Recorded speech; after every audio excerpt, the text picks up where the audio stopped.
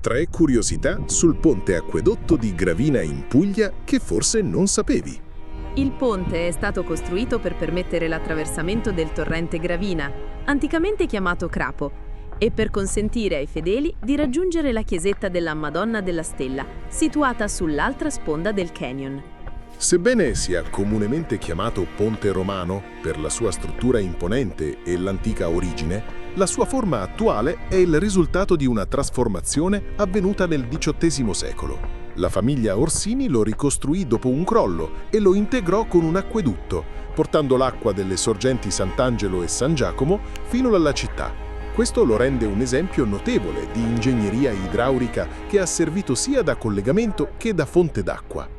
Il ponte acquedotto ha guadagnato fama internazionale per essere stato una delle location mozza a fiato del film di James Bond No Time to Die 2021. Le sue arcate imponenti e la vista spettacolare sulla Gravina hanno offerto uno sfondo drammatico a una delle scene più iconiche del film, rendendolo un'attrazione per gli appassionati di cinema di tutto il mondo.